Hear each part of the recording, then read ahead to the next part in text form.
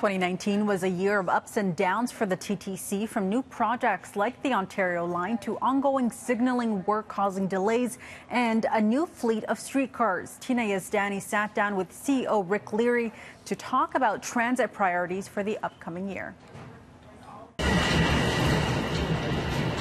Everybody knows how important investment is in public transportation.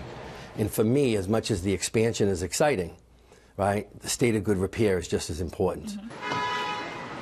The number of weekend closures is doubling, or just closures in general is doubling next year. A lot of people were upset about that. They don't think that a city like Toronto can sustain this many closures. What do you say to them? Well, you know, it's one of those things that it has to be done. It's about the investment. The city is aging, right? Our subway is over 65 years old on line 1. It's over 55 years old on line 2. It's about providing those upgrades, and to do it, you have to close the system for a short period of time. And that was our intention. The faster we can get this working, all right, the more reliable our service will be, and the better it'll be for customers in the long run. These upgrades, it feels like they've been going on for so long. When can people expect them to finally be completed? And I'm talking specifically about the ATC signaling work that's been going on. Yeah. That's a great question. Right now, the focus is to get it done by September of 2022.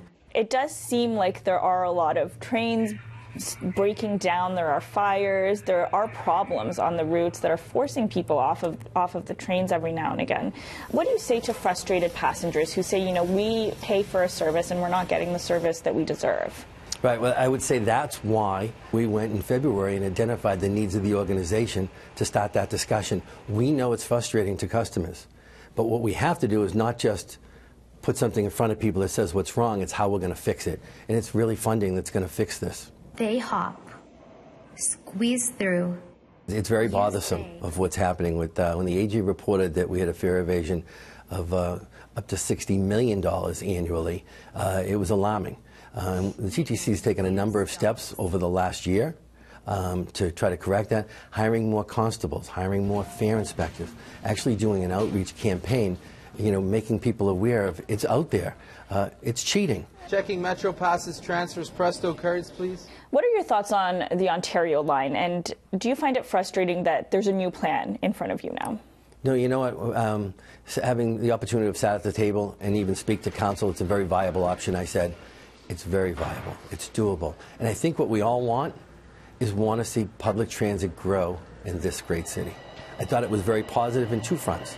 One, that the province would take responsibility for building it and paying for it, and allow the city to acknowledge the need for funding for state of good repair. How often do you yourself take the subway and buses, and what kinds of issues do you notice if and when you take them? So I take the TTC every day, weekends included. I love to come in and ride because I love talking to our operators and seeing what's going on in the city.